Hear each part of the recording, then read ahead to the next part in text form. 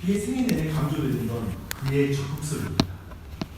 하나님의 선택, 하나님의 약속을 자신의 힘으로 성취하려는 그 인간의 대표적인 인물, 그런 인물이 바로 야곱입니다. 야곱은 모친의 복중에 있을 때부터 그래서 그 형과 경쟁하는 자였습니다. 그의 인생에서 가장 잊을 수 없는 단어가 있는데요, 장자예요. 그 장자라는 게 끊임없이 강조됩니다. 그래서 그는 계속해서 권력과의 경쟁을 그는 시작합니다. 그는 형 에서의 발 뒤꿈치를 잡고 태어나는 인물이 되죠. 그래서 그의 이름은 야곱이라는 이름을 갖게 됩니다. 발 뒤꿈치를 움켜주는 자, 약탈자, 속이는 자, 빼앗는 자라는 그런 별명이 그의 인생이 갖고 있는 별명입니다. 어떤 의미에서 하나님의 약속, 하나님의 복을 사람의 힘으로 그걸 쟁취하려고 할 때 결국 야곱과 같은 인생을 살게 될 것이다. 타자는 무한히 경쟁하는 대상이 될 것이고 또 그 안에서 굉장히 그 자신이 누군가에게 상처를 주는 자로 계속 남을 수밖에 없는 그런 자가 된다는 걸 보여주고 있죠. 그는 진짜로 사람과 경쟁하여 사람의 복을 빼앗는 자였습니다. 아브라함의 언약에 걸맞지 않은 사람이었죠. 하나님께 복을 받아 다른 사람을 축복하는 자가 아니라 다른 사람과 경쟁하여 더 많은 복을 쟁취하는 자, 그게 바로 야곱이었습니다. 이렇게 보면 우리는 야곱의 생애를 보는 한 가지의 안목이 우리 안에 생깁니다. 그래서 그 이야기를 볼 때마다 이 안목으로 이 말씀을 볼 수가 있죠. 야곱의 생애는 사람의 복을 빼앗는 자에서 사람을 축복하는 사람으로 변화되는 이야기, 그게 야곱의 이야기입니다. 다르게 말하면 하나님을 신뢰하지 않고 하나님의 약속을 사람의 힘으로 이루려고 하는 그 삶과 또 그런 삶을 가만히 두지 않고 끝까지 자신이 택한 자를 변화시켜서 하나님께 복을 받아 다른 사람을 축복하는 사람으로 변화시키는 하나님의 이야기, 그 하나님이 주인공이 그 이야기가 바로 야곱의 생이었습니다. 여러분, 이 의미를 깊이 묵상하는 것은 굉장히 중요합니다. 우리는 단지 있잖아요, 예수님 믿고 거듭나는 것, 그래서 오늘 죽어도 천국에 가는 것, 그 자체가 우리 인생의 목적이 아닙니다. 많은 사람이 이런 구원관을 가질 때 죽기 전에 믿을 걸 괜히 일찍 믿어서 고생이네 라는 말을 하게 되죠. 그 과정, 지금 우리가 있는 처한 상황에서 지금 우리의 인생의 여정의 의미를 발견하지 못하는 것입니다. 그런 사람들은 야곱을 주목해야 됩니다.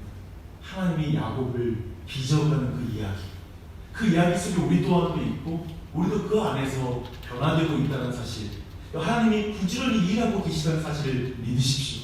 하나님이 일하고 계십니다. 그걸 주목하는 것이죠. 오늘 통독 본문, 그 본문은 사실 야곱을 변화시키는 한 무대를 우리가 보게 됩니다. 29장에서 형을 피해서 달아난 야곱은 이제 밧단 아람의 삼촌 라반의 집에 도착하게 됩니다. 29장 14절을 보면 삼촌은 매우 인상 깊은 환대의 말을 합니다. 이렇게 말해요. 라반이 이르되 너는 참으로 내 혈육이로다 하였다 라고 말합니다. 이 골육이라는 표현도 정확히 번역하면 골육인데요, 골육이라는 이 표현은 야곱이 라헬을 얻는 과정에서 무색해지는 말이 됩니다. 야곱은 라반의 둘째 딸 라헬을 사랑하여서 7년 동안 봉사하고 드디어 결혼에 골인하게 됩니다. 하지만 라반은 야곱을 속이고 언니 레아를 그에게 들여보내게 되죠. 이튿날 야곱이 항의하자 라반이 하는 말이 야곱 생애 내내 그 인생의 화두였던 장자라는 표현을 쓰게 됩니다. 왜냐면 먼저 언니를 먼저 두고 동생을 먼저 시집 보낼 수 없다. 즉 장자를 두고. 굉장히 이게 지금 그의 인생의 이야기가 매우 연결됩니다. 핵심은 권력인 라반이 지금 야곱을 속였다는 것입니다. 라반은 다시 7년의 노예 계약을 체결합니다. 한 신학자가 이렇게 표현해요. 야곱이 이때 경험한 것은 에덴 이후로 경험해온 인간의 환멸의 축소판이다 라고 이렇게 말합니다. 그 환멸이란 서로 속고 속이는 삶입니다. 이 세상이 그렇죠. 서로 속고 속이는 삶. 권력을 속이고 축복을 빼앗아 도망친 야곱은 권력인 라반에게 탈탈 털립니다. 진짜 야곱, 정말 그 뛰는 자 위에 나는 자를 또 만나게 되는 것이죠. 이후 이어지는 29장과 30장의 이제 주요 내용은 이제 내가 너로 큰 민족을 이루리가 라고 했던 그 아브라함의 언약과 관련된 내용이 이제 그 뒤에 내용을 이어집니다. 이제 표면적으로는 레아와 라헬이 남편의 애정을 확인하고 싶어서 쟁취하고 싶어하는 그 여인들의 욕망 속에서 서로 경쟁적으로 아이를 낳는 이야기가 쭉 이어집니다. 사실 성경을 보는 많은 사람들은 이 대목에서 너무나 당혹스럽죠.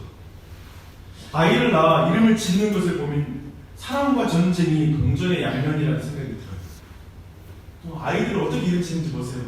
얼마나 경쟁적인 이름인지 몰라요. 내가 막 이겼다라고 외치면서 막 아이를 낳을 때마다 그런 어떤 소리를 지르고 있습니다. 레아와 라헬은 수단과 방법을 가리지 않고 야곱의 인정과 사랑을 받으려고 경쟁합니다.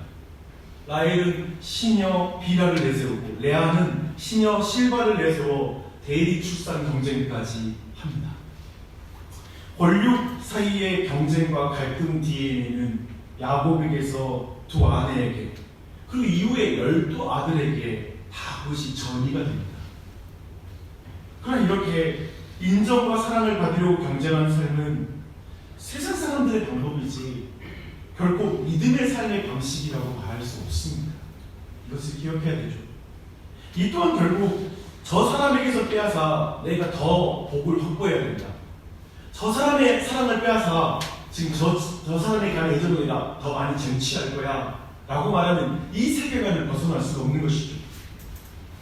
하나님이 배제된 행복과 인생관을 가지니 권력이 경쟁 상대가 되고 그리고 그 안에서 서로를 이겨야 되는 그 비참한 인생의 굴레 속에 들어가 있는 것입니다. 그것은 끊임없이 상대를 소외시키고 레아가 아이를 얻을 때는 라헬이 눈물을 지고 또 라헬 또한 사랑받을 때 레아는 계속 울 수밖에 없는 그 사랑, 그 가정이 된 것입니다. 이렇게 12아들이 표면적으로 이 두 여자의 사랑과 전쟁의 결과인 것처럼 보입니다. 그렇죠? 그러나 하나님이 그 속에 일하고 계십니다. 이 안목을 좀 봐야 되는데요. 29장 31절을 보십시오. 여호와께서 레아가 사랑받지 못함을 보시고 그의 태를 여셨으나 경전 속에 소외된 여인에게 하나님이 간섭하는 거죠. 그러니까 지금 모든 태가 문이 열리는 과정 속에 주목할 건 여호와께서 간섭하신다는 표현이 성경에 시도 나타나는 것입니다. 사실은 이렇게 사랑받지 못한 여인을 먼저 생각하는 하나님의 회복함이 이 안에 있는 것이죠. 또한 30장 22절을 보면 또한 하나님이 라헬을 생각하신지다. 하나님이 그의 소원을 들으시고 그의 태를 여셨으므로 라고 말하고 있습니다. 근데 이렇게 보면 있잖아요. 이걸 약간 종합해 보면 사람들이 경쟁하고 막 이 세상의 인생관에 관해서 아무리 우리가 개판을 쳐도 하나님이 알아서 선을 이루신다. 그게 바로 12아들이 낳는 이야기다라는 게 이 주제가 아닙니다. 여기서 강조되는 것은 너희가 그렇게 사람의 인정과 사랑을 받기 위해 경쟁하지 않아도 하나님을 의지하며 하나님으로도 너희는 복을 받을 수 있는 사람들이다 라는 것이 강조되는 것입니다. 그렇게 사람의 생각으로 꾀를 부리며 그렇게 노력하지 않아도 내가 너희에게 복을 주는 자이다 라는 것이 강조되는 것이죠. 비록 남편의 사랑을 받지 못했지만 레아에게 하나님을 더욱 의지하게 하는 일이 일어나는 거예요. 잘 보시면 레아가 아이들을 이름을 지을 때 점점 그 내용들이 변화되는 것을 보게 됩니다. 결국 자신의 출산하고 사랑받지 못하는 그 인생을 통하여 하나님을 점점 알아가는 과정으로 레아도 레아대로 인도해 나가고요. 또한 라헬 또한 남편의 사랑은 받았지만 결국 태의 문을 여시는 것은 하나님이라는 사실을 또 인정하게 만드는 것이죠. 라헬도 라헬대로 하나님을 의지하게 이끌어가고 계십니다. 야곱 또한도 그렇게 이끌어가죠. 이후 야곱이 라반으로부터 재산을 확보하는 과정도 동일합니다. 야곱은 또 당시 미신적인 방법을 사용해요. 아주 이상한 방법을 사용해서 자신의 재산을 증식시켜 나갑니다. 근데 여기서 강조되는 것은 야곱의 적극성이 아닙니다. 세상 사람보다 더 비열하고 세상 사람보다 더 탁월해서 그리스도인은 성공할 수 있다는 것을 성경은 말하는 것이 아닙니다. 뛰는 놈 위에 나는 놈이 있다는 것으로 하나님의 복이 드러나는 것도 아닙니다. 속고 속이는 세상에서 우리가 잘나서가 아니라 하나님의 백성이기 때문에 오는 은혜, 하나님이 너의 인생을 지키고 있다. 내가 너와 함께 한다 라는 것이 강조되는 그것이 바로 야곱의 생애에서 드러나는 하나님의 복된 은혜인 것이죠. 그걸 주목하라는 것입니다.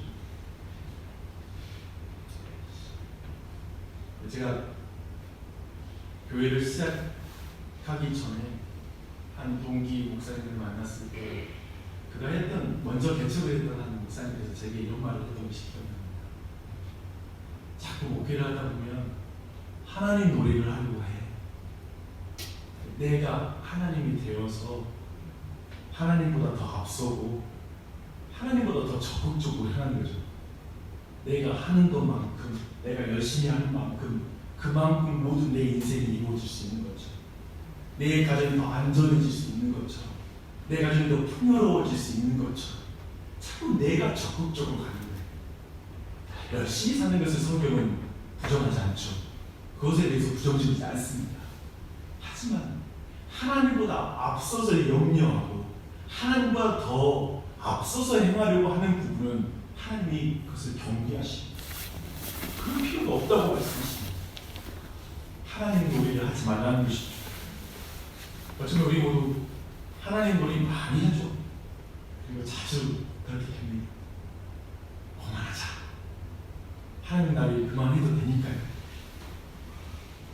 어쩌면 우리의 자녀 문제, 또 우리 안에 그 소유의 경제적인 문제, 이 영역에서만큼 하나님을 믿지 못하고 하나님 놀이를 하는 영역이 많지 않은 것 같아요. 참 신앙생활 좋은 것 같은데 자녀들을 키울 때 아주 세속적인 인생관이 나오는 것이죠. 또 물질적인 영역은 내가 열심히 번만큼 사는 거지 이거 하나님 의지한다고 해서 뭐 되나? 그래서 직장생활 내가 그냥 열심히 하는 거지. 그 영역이 그렇게 남아있는 영역, 오늘 보는 것처럼 야곱과 그의 가족이 해왔던 것처럼 참 이 두 가지 영역들이 여전히 그런 것 같아요. 네, 그런 표현이 있잖아요. 많은 사람들이 신앙생활과 생활신앙이 구분이 안 돼요. 그냥 내 생활에서는 신앙이 사라집니다. 그냥 신앙생활은 이렇게 아침 기도에 나오는 것이 신앙생활이잖아요. 어쩌면 여러분 종교적인 것으로 그냥 내 신앙생활하고 그냥 아이들 키우고 경제적인 문제들에 있어서는 하나님을 어떻게 믿고 따라야 되는지의 부분을 놓쳐버립니다. 우리의 삶이 다시 생활신앙으로 가야 되는 것을 믿습니다. 내 모든 삶의 영역에서. 그래서 창세기 30장 27절 보니까요 이렇게 말하고 있습니다. 매우 중요한데 라반이 그에게 이르되 여호와께서 너로 말미암아 내게 복 주신 줄을 내가 깨달았노니 내가 나를 사랑스럽게 여기거든 그대로 있으라. 여기서 라반 중요한 한 가지 사실 우리가 알려줍니다. 라반이 인정하지 않을 수 없도록 하나님이 야곱의 생애에 복을 주신 것입니다. 인정하지 않을 수 없어요. 아마도 이것이 이 땅에서 우리가 경험할 일이죠. 어쩌면 야곱과 같은 우리 속고 속이는 이 세상에서 야 너 보니까 하나님이 너에게 복을 주고 있는 게 느껴진다. 내가 그것이 믿어진다. 그것 때문에 내가 나도 복받았다 라고 말하는 삶이 되는 것. 그러한 삶을 우리가 꿈꾸는 것, 그러한 믿음의 길을 한번 나아가는 것, 그런 우리가 우리 모델의 삶에 있었으면 좋겠습니다. 그래서 이 불신 세상에서 모든 라반들이 우리를 통하여 동일한 메시지를 듣게 해달라고 함께 기도했습니다.